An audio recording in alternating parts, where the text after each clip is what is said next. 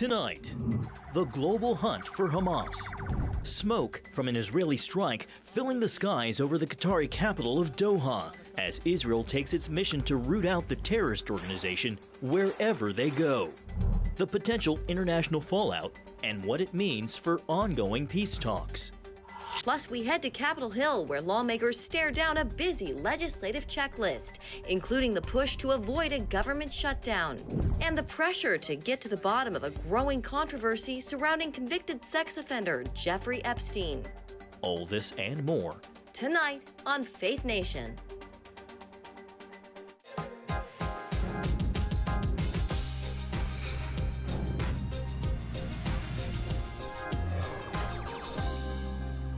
Explosions rock Qatar's capital as Israel targets Hamas's senior leaders. Good evening, I'm Jenna Browder. And from CBN's Washington News Bureau, I'm John Jessup.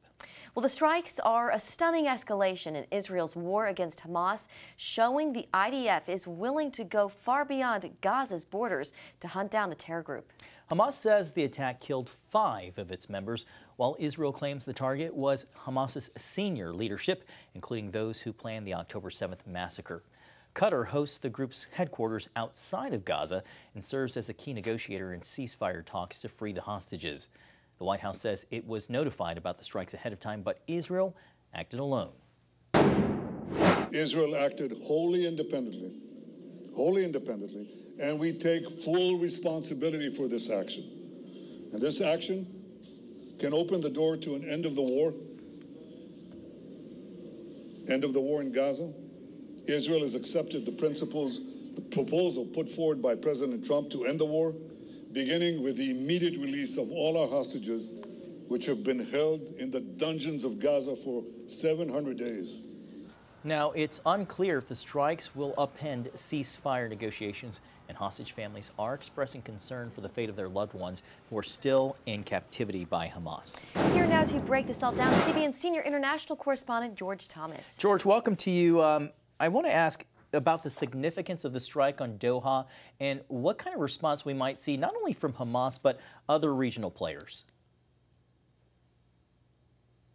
Yeah, it was, oh my gosh, it was so significant. I mean, back in 2024, when Israel went after the top Hamas leader Ismail Haniyeh in downtown Tehran in his actual apartment and blew up an explosive device, that was big. But then to go after Hamas leadership that have basically found refuge in this major oil-wealthy, very luxurious, I've been there a number of times, very critical country in the heart of the Middle East, and that to a major U.S. ally, that was huge. I mean, it was very, very significant. Keep in mind, Hamas has basically found shelter in Qatar since 2012, since they basically had a fallout with Syria's former president, Bashar al-Assad. But this was very, very significant.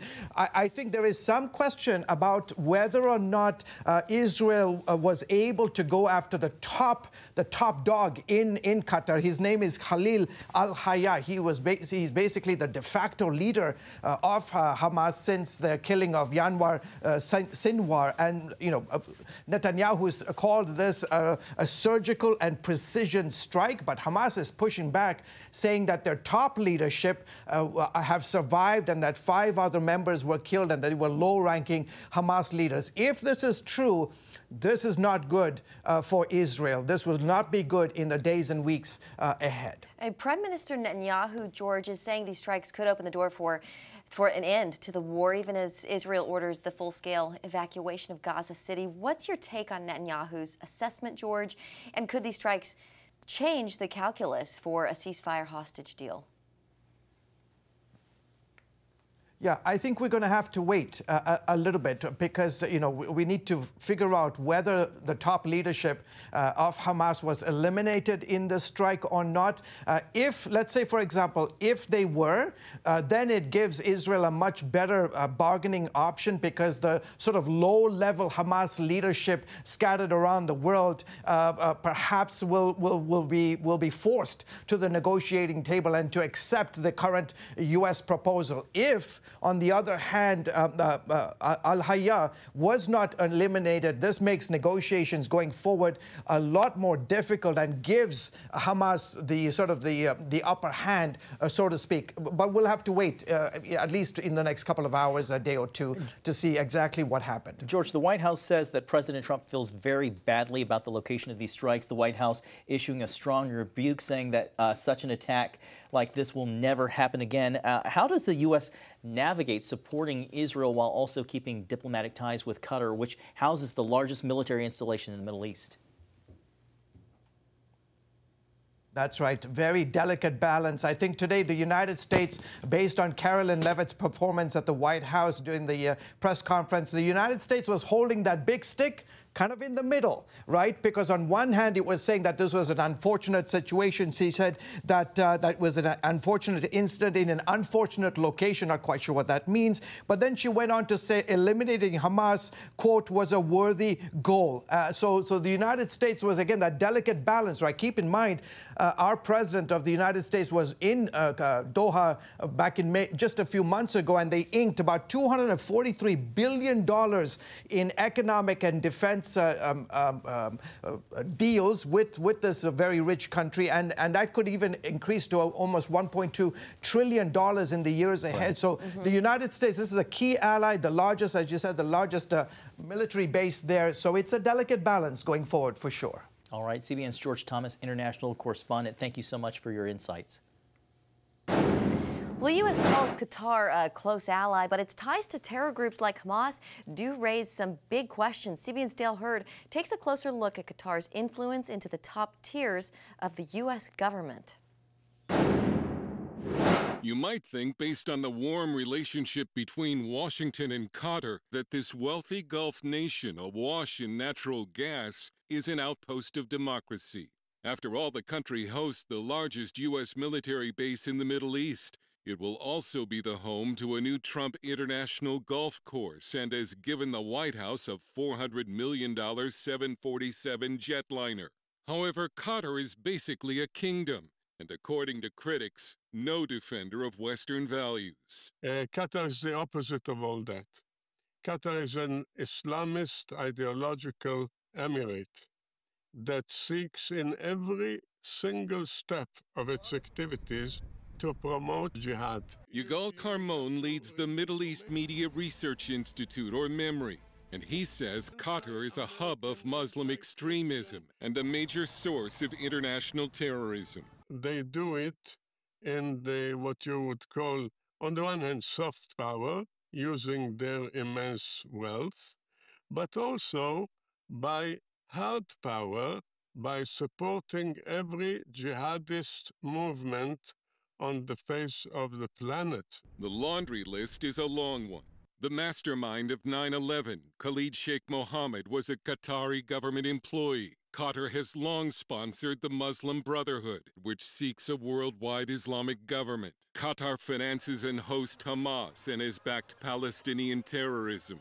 It has strong ties with Iran and the Taliban, and it broadcasts anti-Semitism and lies about Israel as well as anti-American propaganda through its global TV channel Al Jazeera. There have also been reports Qatar funds terrorists in Africa who kill Christians. On October 7th, Qatar blamed Israel for the Hamas massacre. And when Israel killed the mastermind behind the attack, Yahya Sinwar, the mother of Qatar's emir, in a now deleted post on X, wrote that Sinwar will live on and Israel will be gone. This is the emir of Qatar and the former commander of Hamas. Look at the smiles of love in the faces. For them, the elimination of Israel is the core belief. An Islamic nation that hates Israel and supports terrorism might not sound surprising, but Qatari influence runs deep in Washington and within the Trump administration. White House Chief of Staff Susie Wiles, Attorney General Pam Bondi, FBI Director Kash Patel, Middle East Envoy Steve Witkoff, and EPA Administrator Lee Zeldin have either lobbied for Qatar, worked for firms that did, or had a business relationship with the emirate. Last month, former Education Secretary Bill Bennett also registered as a lobbyist for Qatar. His stated role will be to say that the $6 billion Qatar has given to U.S. higher education is not for the purpose of spreading Islamic radicalism. Qatar has spent almost $100 billion to curry favor with the White House, Congress, academia, think tanks, and corporations. It also bought influence in previous administrations. There are plenty of nations trying to cozy up to Washington and using money to do it. The question is, what does Qatar want in return? Natalie Icano, a senior research analyst at the Foundation for Defense of Democracies, says Qatar wants to be both arsonist and firefighter. What that means is that Qatar sponsors a host of terrorist and extremist groups.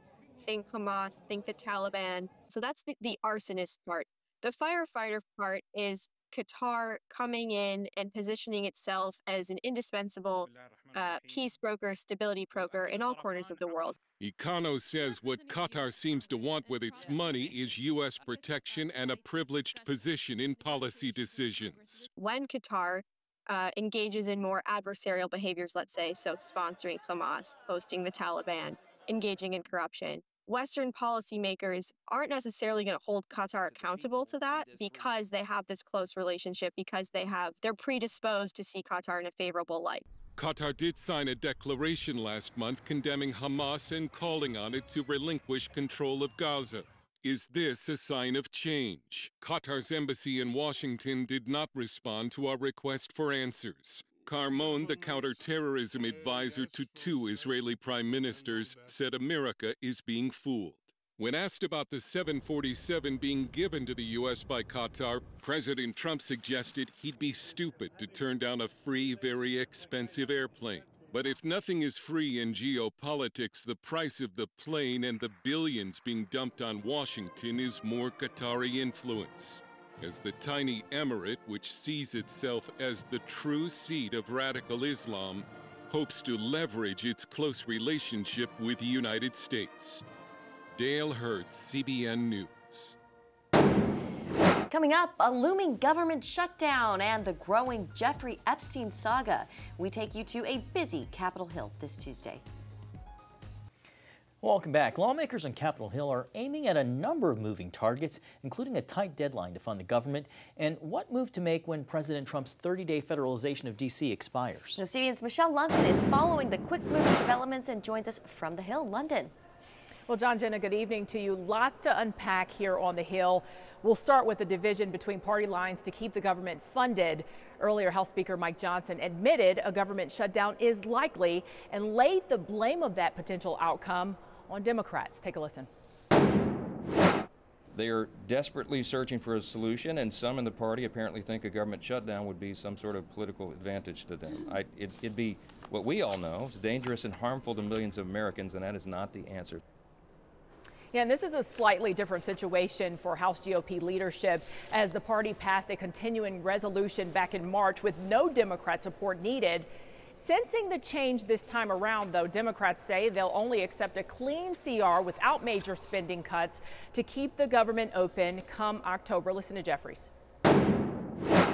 We will not support a partisan spending bill that continues to rip away health care from the American people, period, full stop. Also, President Trump's 30-day national emergency on Washington, D.C. expires tomorrow. At that point, extending the emergency and guard deployment is supposed to be up to Congress. However, Johnson told reporters earlier that the White House has reached an agreement with D.C. Mayor Muriel Bowser to continue the operation until further notice, likely meaning no intervention would be needed. Listen. Muriel Bowser wisely welcomed the assistance, and she said effectively, is that the way I read that or understood it was an indefinite welcome, Matt, to keep the crime low. We all benefit from that. And Rep. Tom Barrett also told reporters the operation has resulted in 2,000 arrests. He and Johnson support a continuation of this emergency order, although it remains unclear what, if anything, will happen tomorrow when this expires. after several women say they were victims of Jeffrey Epstein shared their stories a week ago on Capitol Hill.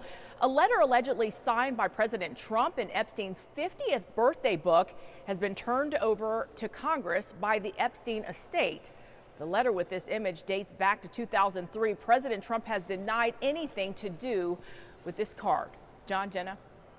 Okay, Capitol Hill correspondent Michelle London. Thank you, London. And up next, fitness for all. We introduce you to the father of aerobics, still at it at 94 years young. Welcome back. The aerobics revolution that started back in the 1960s helped to kick off a fitness movement still popular today. Working out is proven to help prevent disease, heart disease rather, cancer and Alzheimer's. And the father of aerobics, Dr. Kenneth Cooper, is a man of deep faith. Medical reporter Lori Johnson recently spoke with him about his remarkable life and career. Aerobic exercise is any activity that raises our heart rate, providing oxygen to our cells. Doctors recommend at least 2.5 hours a week. It hasn't always been that way. Believe it or not, at one time, doctors thought it could lead to an early grave. Dr. Kenneth Cooper helped prove the skeptics wrong. And I praise the Lord every day, give him credit for everything I've achieved. He recalls as a young Air Force doctor receiving divine guidance to introduce what was considered at the time a strange new concept. I frequently use the word aerobics, which literally means with air or with oxygen. And the ability of the body to utilize large amounts of oxygen is the real secret to physical fitness. He had no idea it would become a movement that would skyrocket and improve health outcomes for millions worldwide. Now, at age 94, Cooper is releasing Grow Healthier as You Grow Older, his 20th book. The government's not going to do it for you. The insurance company going to do it for you. It's what you do for yourself, because no drug can replicate the benefits as an active lifestyle. And that's my hope and prayer for all the people that watch this video. Dr. Cooper still exercises 30 minutes a day and works 40 hours a week at Dallas's Cooper Clinic, which helps patients live about 10 years longer than the national average.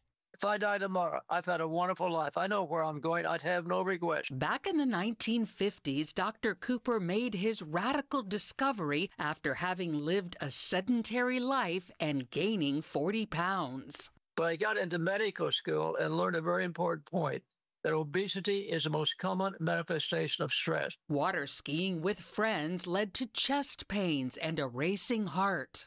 The next day, I was evaluated thoroughly at the School of Aerospace Medicine in San Antonio. I was hypertense. I was pre-diabetic. He put himself on an aerobics program and within months saw a complete turnaround. I controlled the blood pressure. I controlled the diabetes by doing something by changing my lifestyle. And so that was a divine intervention in my life, because from then on, I dedicated my life to the practice of preventive medicine. Dr. Cooper researched the issue and in 1968 released his seminal work, Aerobics, which challenged the views of the mainstream medical community. Time out for many men of medicine usually means just long enough to enjoy a cigarette. More doctors smoke Camels than any other cigarette. Back then, many doctors thought aerobic exercise would lead to an enlarged heart and early death. I was the target of criticism. Street's going to be full of dead joggers. People try to follow Cooper. Cooper's going to kill more than Hitler did at World War II. It was really vicious. Dr. Cooper pushed back against those claims. He quoted a statistic of 2 to 27 in males now, 2 to 27 deaths per 1,000 exercisers. Dr. Salva, that is incorrect, and you know that. Risk estimates, I'm sorry, it's in your paper, and if you Well, he's the author of the paper, so... Well, you only have to read it, Dr. Johnson. It wasn't 2 to 27. It was 0.3 to 2.7 per 10,000 people, 10,000 man-hours. And if you count the number of people doing that exercise only 3 times a week, 30 minutes, Dr. Sullivan, we're not talking about that. Despite the resistance, in time, aerobics became a cornerstone of good health. Dr. Cooper went on to consult NASA astronauts and Olympic athletes, Still, he suffered more persecution after developing the treadmill stress test, a diagnostic tool to detect the early signs of coronary heart disease, still used today. I was immediately jumped on by the Medical Society. You're going to kill people. You can't exercise people to exhaustion. I said, I've been doing this for all these 10 years. It can be a very valuable tool because remember, the most common first symptom of severe heart disease is sudden death. There's no telling how many lives Dr. Cooper touched through his medical work or Christian outreach, such as his association with Billy Graham Crusades. I use Bible verses in my presentations all the time. One of my favorite ones is Isaiah 40:31. That those who wait upon the Lord can renew their strength. They can mount wings and soar like eagles. And they can run and not be weary and walk and not faint. Today's research confirms aerobic exercise helps prevent heart disease, cancer, dementia, and more. The man who started it all at age 94 and still going strong gives God all the glory. The Lord has had his hand on my life, and that's the reason I'm here today. Lori Johnson, CBN News. What an inspiration. Thanks, Lori. Well, coming up, one man's creative approach to public speaking helps break the tension at a town hall meeting. We explain next on Faith Nation. Download the CBN News app. One place for all of your news. Breaking news alerts. Watch CBN News Channel live. CBN News, because truth matters. Get the CBN News app today. All right, finally tonight, a unique show of protest at a New Jersey town meeting. Jenna and I were just chuckling. This story puts new meaning to the phrase, put your back into it. Things can get a little intense at the town hall meetings in Cranford, New Jersey. So when it was Will Philly's turn to speak in the public's comment section, he decided to break the ice with some break dancing. Using his moves as a show of protest against tax hikes, he did eventually get down to business, challenging the town's property tax before moonwalking back to his seat. In the days since, the video has picked up millions of views, and you can see why there. Online, something Will is proud of because he says it draws attention to his community. Imagine how awesome a town is when you can, hey, we're all friends, we all love each other. This is the point of living together, right? Will is also running as an independent candidate for that township committee, and way to go, Will. The reaction of the people in watching their faces was pretty funny. Classic. Thanks for watching. Have a good night.